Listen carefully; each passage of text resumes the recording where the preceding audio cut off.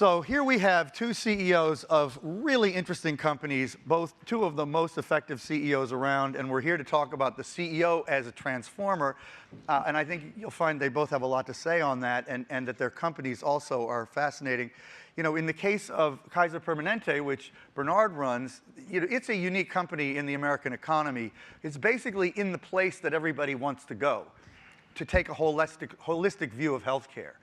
Because John is both Bernard is both a health insurer and a healthcare provider, which allows him to cut through a lot of the inanities of the American healthcare system. And I think you'll hear him talk a little bit about how that works and how different his company is. In fact, a lot of other companies are trying desperately to mimic what he has, including right now with Aetna trying to buy Humana. In a way, what they're trying to assemble is a Kaiser Permanente by just throwing a lot of money at it, and that's interesting. Now, John Chen, a longtime friend of Techonomy and of mine, who's been an advisor and an idea factory, which is what he is as a CEO. CEO of BlackBerry. So the guy's got a lot of nerve because he's CEO of BlackBerry. And he took it on knowing it was a monumental challenge, but he's doing an amazing job. I think everybody, including the shareholders, have acknowledged, and the performance of the stock has acknowledged that he has had a catalytic impact there. It's still a company people have strong opinions about. Mostly negative overall, he would even see, but a lot of investors are with him on this. But you know, people still think, how could BlackBerry make it at this point? And yet he's doing amazing things. I just want to mention two things that have happened very recently. One is he closed on the purchase of Good Technology, which many of you will remember, you know, was one of the great hopes of the technology industry of mobile at some point, and had quite distinguished and distinctive technology, and still does, but never really got the critical mass in the marketplace that people thought it would. And yet, so he has just closed the deal to buy all those assets and incorporate them into his product set. And the other thing he just did and announced, actually released on Friday, was an Android-based BlackBerry, which is a major shift for him and for BlackBerry. So he still has all the products with the proprietary BlackBerry operating system, but now he has an Android phone that has all the BlackBerry software. Do you have it in your pocket, John? Oh, no. Okay, well, it's too bad because, Neelam, you got one? Neelam has one. Thank you, Neelam. Okay, John, show us this real fast. I don't know whether last time I did it on TV, you don't have to even use it. Just show the keyboard. I really fumbled. It's got a built-in keyboard. Well, it's a 5.4-inch touch screen. This is a Samsung S6 screen, so it's the same screen and it has the latest, all the latest technology and Qualcomm and everything you could think of, and then has BlackBerry, like David said, there's a BlackBerry security on it. We put in privacy dashboard. So, for example, I'll give you a really interesting thing. We were testing this in North Carolina. So, in 2 hours, one of my guys opened up a USA Today apps. USA Today, you know, you're getting the headline news. Our phones start tracking who pings you. It has security software to tell you how secure is your phone right now. And what did you discover about USA Today? And then in 2 hours, he was pinged 400 sometimes by USA Today on the location. So you keep asking, where is he, where is he, where is he? And obviously, they want to sell that information to serve you, quote unquote, better, to give you the right information. But just to let you know, this is just a very simple, you would have never expect to get pinged 400 times. But that software is built into the phone. We have a detector to tell you USA Today is doing that to you. Yeah. Because you left that apps open. It's got security software that's BlackBerry's that will allow you to drill down and get information about how your security and privacy is being jeopardized right now. That's the kind of thing that BlackBerry built its business on all along. Right, and like government uses it and stuff. So then we give you the menu options. I mean, this is not, by the way, this panel is not about me selling. So I'm going to stop right now. I'll give you the menu. We will tell you what causes, like in this particular case, at this point, is yellow. And then we actually tell you what was the red part of it and what was the yellow part of it. And you could decide something. For example, on this particular phone right now, the development mode is opened, meaning that people could download code and changes your content, the code stream. So if I locked it, it will improve the security part of it. So this is all that being done lots of things coming in the future. great. In this. But anyway, we're taking order outside. And it does have, you did see the keyboard, right? Right. Yeah, everybody saw that. Everybody loved the keyboard. The keyboard is quite an interesting computer. And it's context-based, so Maybe we got to give Neil and Anyway, so here's another thing I realized. Yeah, there we go. You know, John has not, you know, the funny thing is the devices aren't even his main strategy at this point. His main strategy at BlackBerry is to be a software company more than a device company, despite the fact that's always the way we thought of BlackBerry. And because he has really good security software, he's done a pretty good job of building up that business, and it could sustain the company on its own potentially. But I was thinking, what draws these two companies together as I was thinking of preparing this, and I think there really is something. As I mentioned before, Kaiser Permanente spans more of its, it actually spans multiple industries, in effect, by definition. And so does BlackBerry, because not only does John sell a device that has his own software on it, but he also controls the network.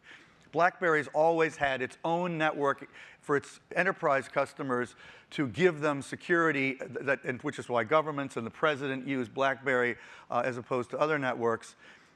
So there really is an analogy that both these companies have a broader view, in effect, of the industries in which they operate. And that actually, I don't know, this isn't exactly how I wanted to start, but Bernard, one of the things that's, and we want to talk about the role of the CEO in a lot of this, but one of the things that really was impressive to me when we spoke on the phone was the many ways that you are taking innovations from other industries and incorporating them in Kaiser Permanente.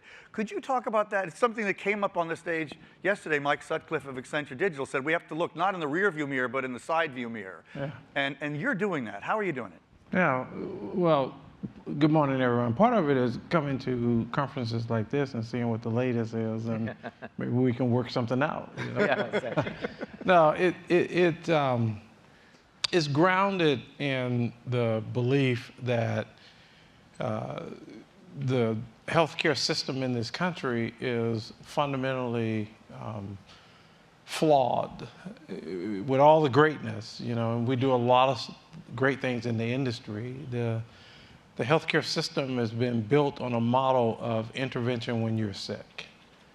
And that's not what life is about. People don't live to get sick. People live to live. And so the philosophy is, inside of Kaiser Permanente, how do we prevent?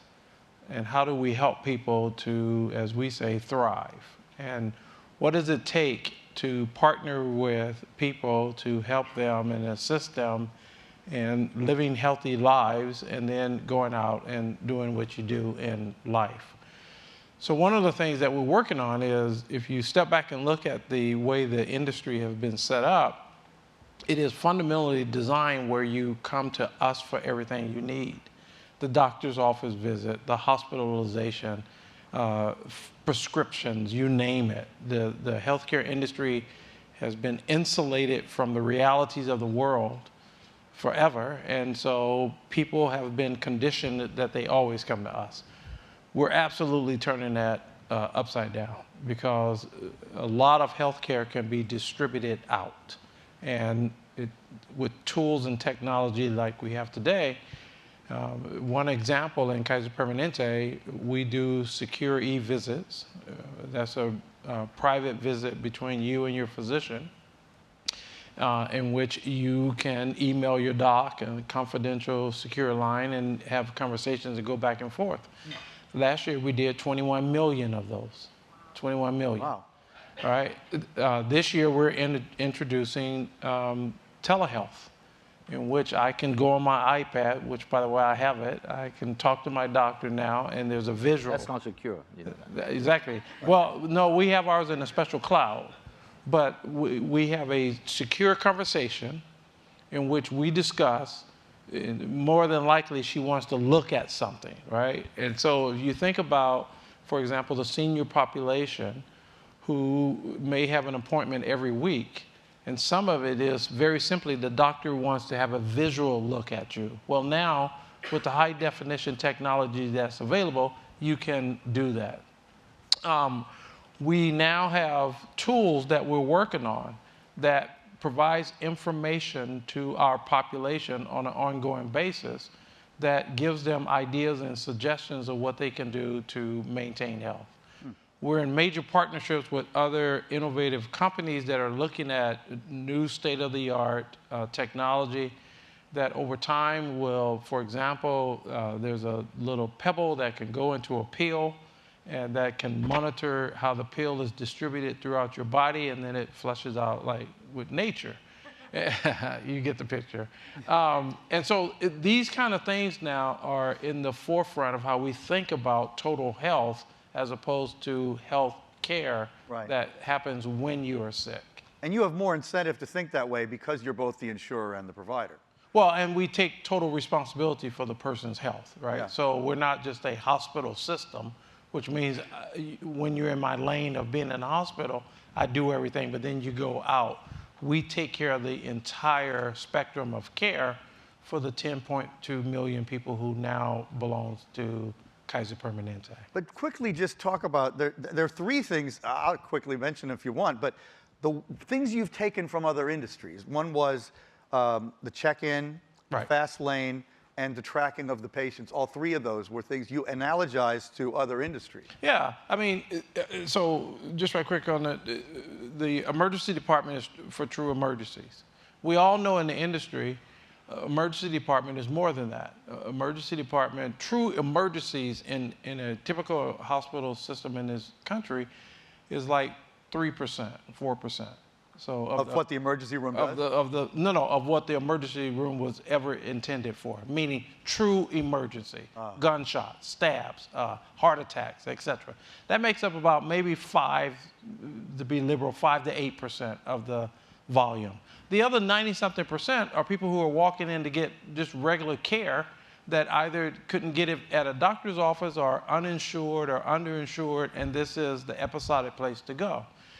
What has typically happened is if you go in and you have the sniffles or you have the flu or something, you are prioritized as a low priority on the scale of escalating from a true emergency to urgent care.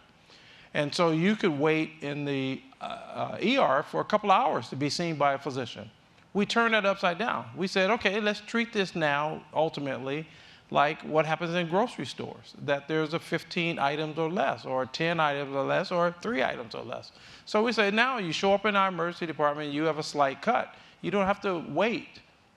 There's an urgent care line in which there's a doctor available to take care of all those type of patients. So now you get into the fast track and you register, and members in the community are saying they love it because they can get in and out within an hour. And so instead of waiting for a couple hours, you can go down that fast track. Check-ins. We're now experimenting with kiosk systems, and now we're going to telephone check-ins pretty soon, where 24 hours before your appointment, you can register, you can sign up, you can pay if you have co-pays, you can do all the things you do as if you were getting ready to get on the airline. So you can cut past the lines and you don't have to be waiting, filling out forms and all that stuff. Office, so we took that obviously directly from the airline industry. So those are some examples of just taking things from other industries that are clearly working in the healthcare industry. Well, so John, I know you can talk about anything, anything you want to talk about is fine, but talk about as a CEO. I mean, I'm sort of back and forth between industries and the CEO thing here. And actually, I see Dan Hesse sitting in the front row over there. We're going to get him on this conversation, whether he likes it or not, because when he was running Sprint, he was one of the highest rated CEOs in the country. But John, you must really like tough challenges. And how does it work? You've been a CEO for probably more than 25 years at Sybase and now BlackBerry. You took a little time off there for a while, but then they drew you back in. What is it about these challenges and being CEO that you like so much? Well, no, my wife likes me to be a CEO, so I'm not around.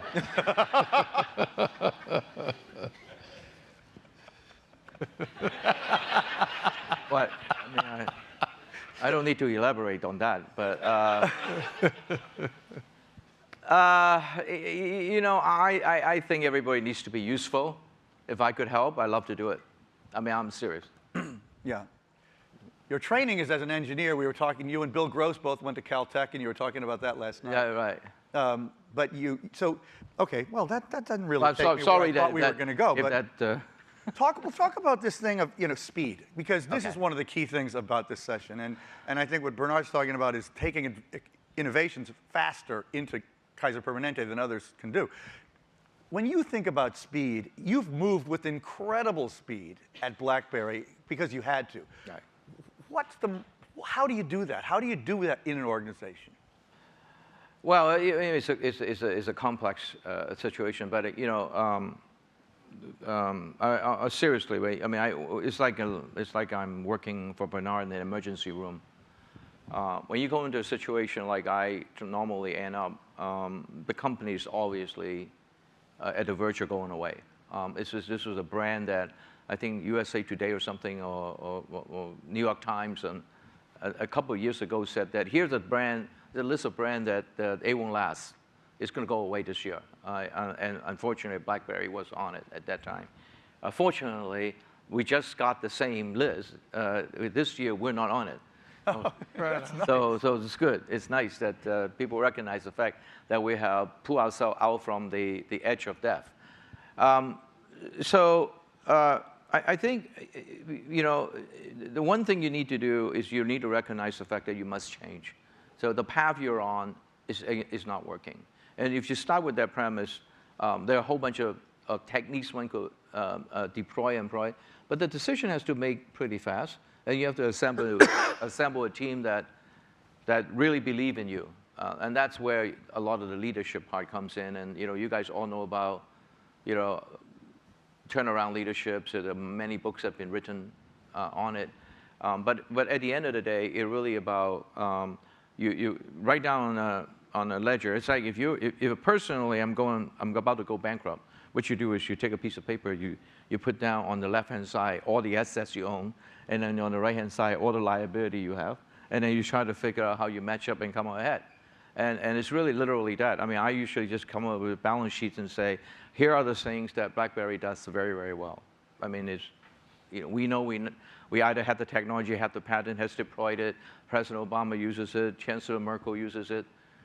Then you go to the other side, it's that we have no apps, for example, not enough. And the worst thing is, I meet people all, in the last 2 years, everybody's so nostalgic about BlackBerry. Everybody said I used to have one, and it kind of make I don't know whether I felt really good or really bad, because one party said I used to have one. Oh, they have to pry it on my hands and so forth. Of course, in 2007, before that, that's the only one you could have, because there's nobody else. So you must have had one, unless, or you're too young to use a phone then. So that's not comforting. But the word you use, I used to have one, is a very bad word for me. That means you no longer have one.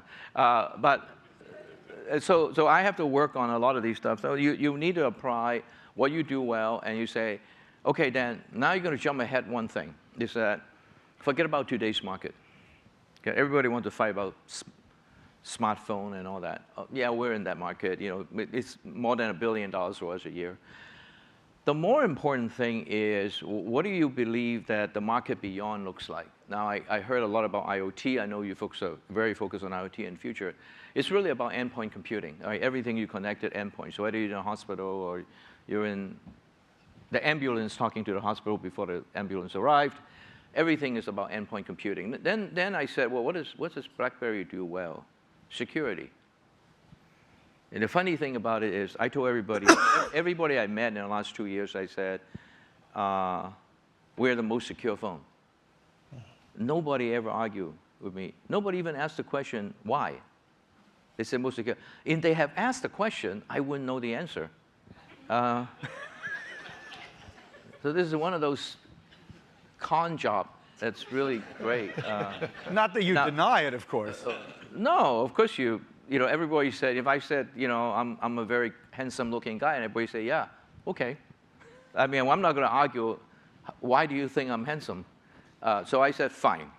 So I figure that there's a long list of, I mean, actually, I do. I'm just, now people don't ask me, unless you have at least half an hour to speak with me, but I have the answer now. why. It is true. It is true. Technically, it is correct. So anyway, but anyway, so back to this thing. So I have this. So I'm going to apply security. I know I know the future is about endpoint computing. So let's be a winner and a leader in that. Yeah. This is where all our connected cars, the IoT. I don't know whether you guys know the Sync 3 that you demonstrated out there is based on our technology. Yeah.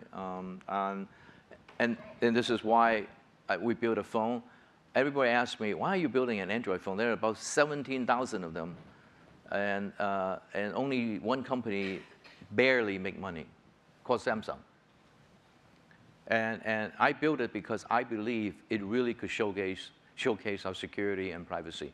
It's this one line that we thought of. Security is what I do, privacy is what you get, and that's what I do. That's a nice line. Okay, and that's why we built this phone.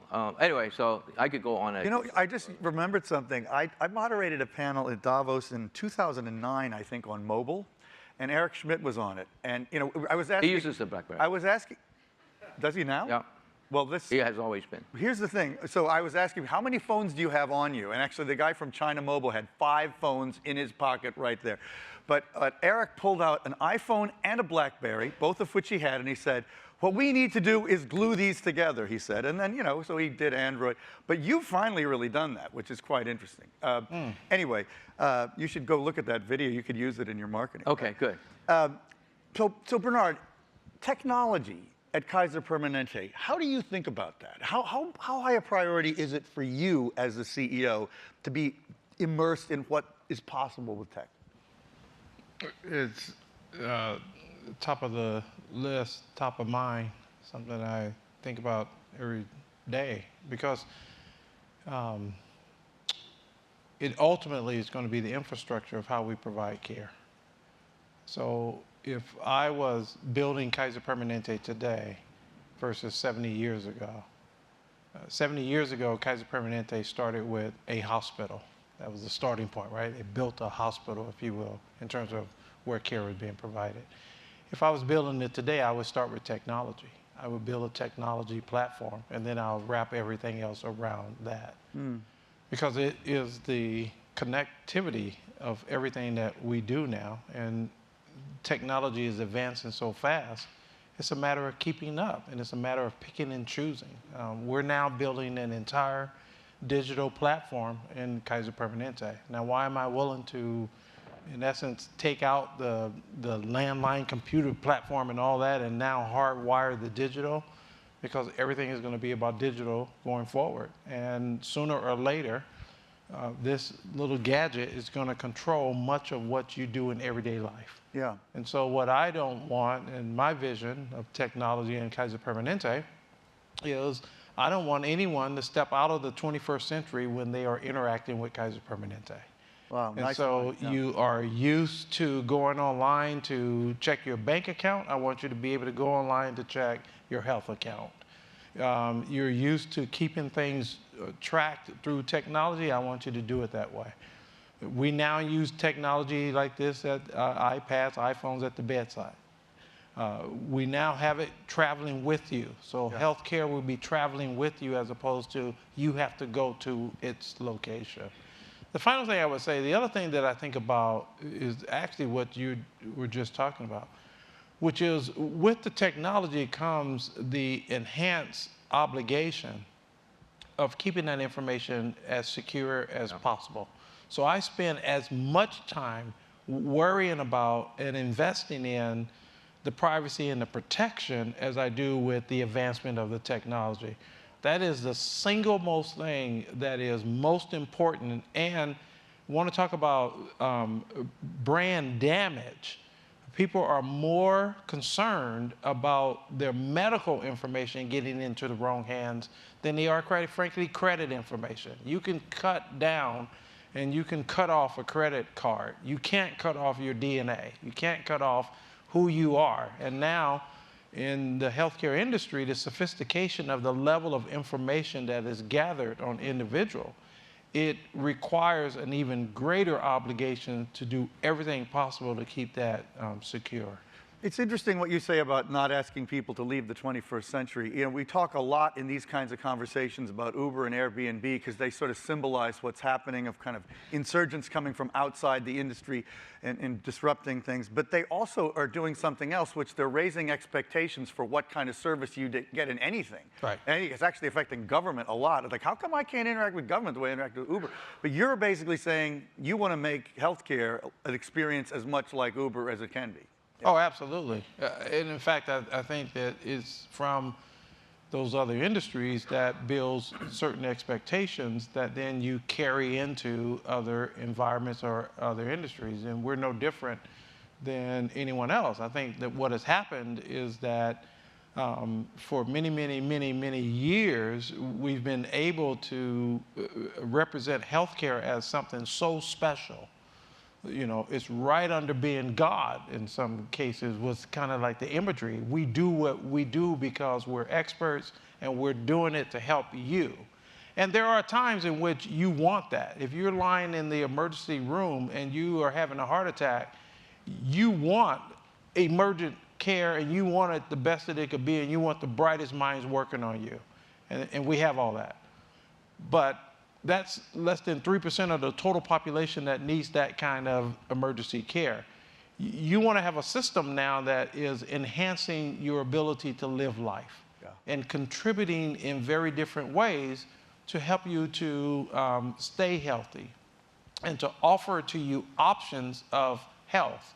And that's really the paradigm shift that's happening in the industry as we think about healthcare.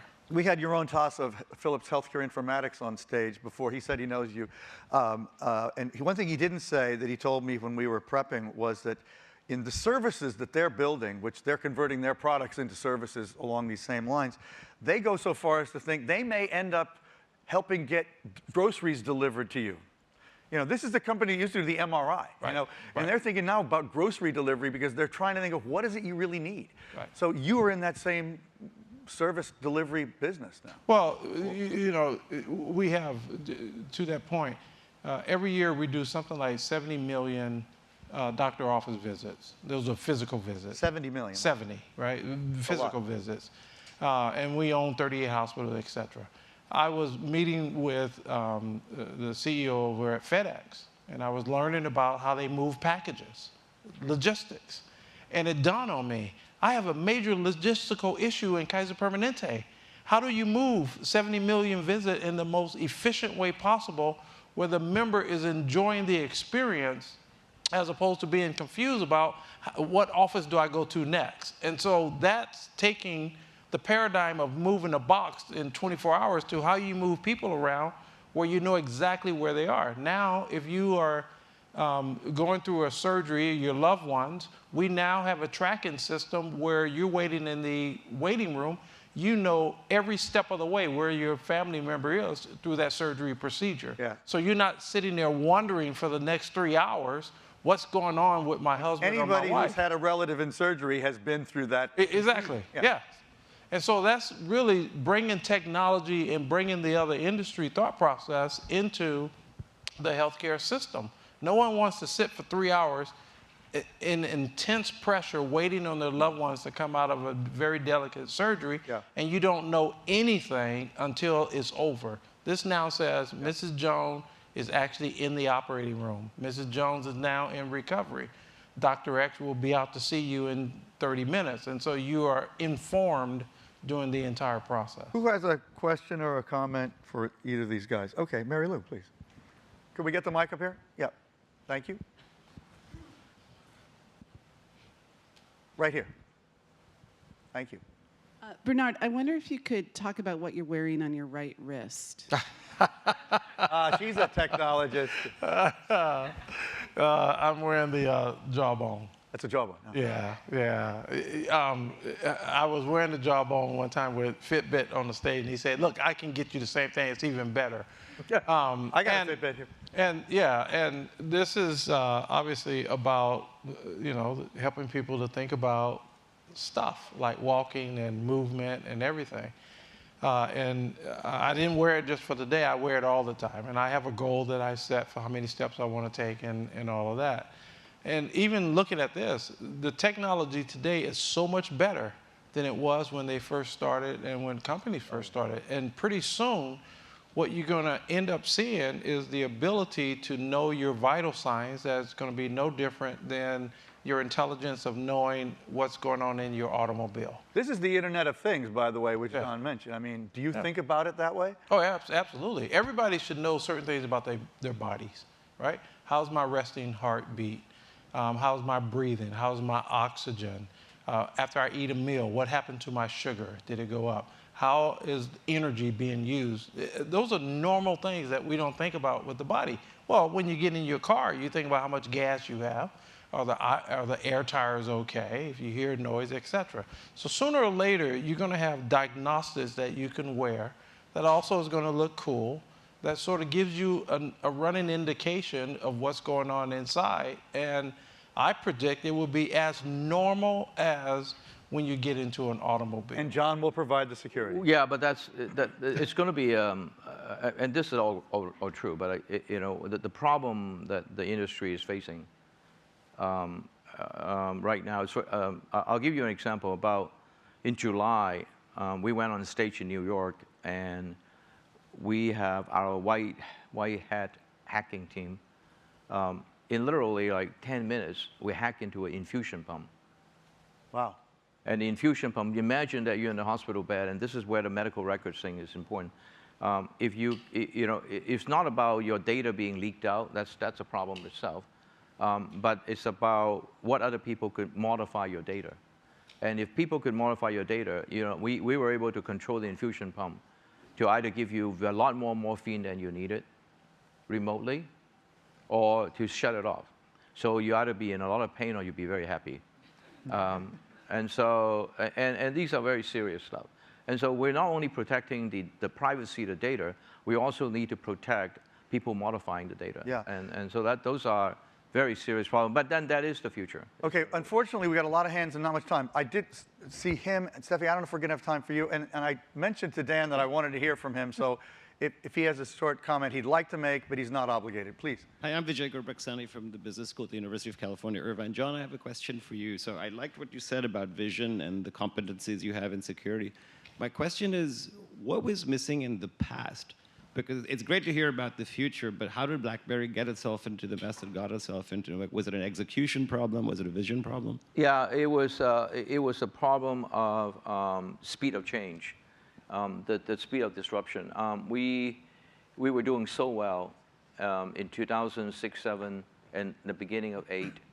And I think one of our former CEO had famously said when the first iPhone came out, that it was going to be a toy and not going to last very long. Oh. And this is archived, so I'm not making any. Okay, I think the whole concept. I know originally that's what David wants to talk about, is that how does change come about, and how do you decide when you change. Yesterday I was having a conversation with somebody, and I said, you could blame a lot about our quarterly results driven society in the Wall Street. You could blame about ego, blame about a lot of this stuff. I mean, I think we do need to train the next generation CEO and leadership to ignore what other people think. And now that's going to be very hard. Now, we have a system that not allowing you to ignore, when we even nowadays there's a lot of companies get activism people in there that literally disrupt the long term. So I'll give you a very simple example. I know we're out of time, but if I'm doing very, very well financially, those people who drive that business that are doing very, very well wants to keep doing very, very well. But they won't make any changes in the future. And everybody is about disruption. And then so before long, you find yourself missing the step. And you're doing very, very well, become not so well as time progresses. And this is how come they get into trouble. It's a big topic. It's a big subject. We do a lot of thinking and studying. There's a lot of guru that wrote a lot of books about it. But it's a very interesting topic. So, Dan, please. From a customer's point of view, I'll add a perspective on that in terms of why, how BlackBerry missed a step. I took the Sprint job last week of 2007, and I was actually on the board of Nokia. Similar situation, which at that time, and which I had to leave when I took the Sprint job. And at that time, Nokia was larger than our next 3 competitors combined. which were Motorola, Samsung, and Sony Ericsson. And number 4, and the company that Nokia was the most concerned about, was BlackBerry, because BlackBerry was growing like a weed, great margins, and what have you. And I think they both more or less missed the same step, and largely because, John, I agree, because of their success, and because both were great in hardware and great in software at the time, text, voice, but what was becoming important, and the iPhone understood, was what people wanted was really great internet browser on the device. It was the browser in the OS. And then Google figured that out and came out with Android. So that's really where both Nokia and BlackBerry missed. And you're right, because I would explain to, as a customer, to BlackBerry at the time, you have to do this. And there was just a hesitancy. And I think arrogance perhaps is too strong a term, but just a belief in their particular way of moving and going. And I think you missed that step. What I like about, John, your comments now is I think now that was a wave, if you will, the browser. Now privacy and security is coming up to the forefront in terms of an important issue, and you guys are out in front, and so I think you're on a very good track, and I'm rooting for you because some of the global things we discussed the last few days, BlackBerry is so important to Canada, just like Nokia was so important to Finland, and it kind of breaks my heart that Nokia isn't as strong as it once was, because it was so important to the economy and the morale, if you will, of that country, and I think the same is true of BlackBerry in Canada, so I'm rooting for you. Thank you, Dan. Can I make a comment, Dan? Because this is a very interesting comment. I think you'll find interesting. You know, the leaderships at the time may have ignored it. Maybe we're doing so well, and there might be arrogance. But there could be a long list of things that are probably true in a lot of senses. There is one thing. It's about culture we never talk about in change. Yeah. And the reason, I'll give you now the technical reason behind it. If you guys recall, the reason why BlackBerry was so successful, because you could get signal and you could get downloads everywhere in the world. Well, partly because of our network, and partly because we have a technology called compression. And because at the time, the data costs are too high around the world. So the engineers just holding on that as a dear life. Now, when you have compression, that means that we send you 2K block every single time.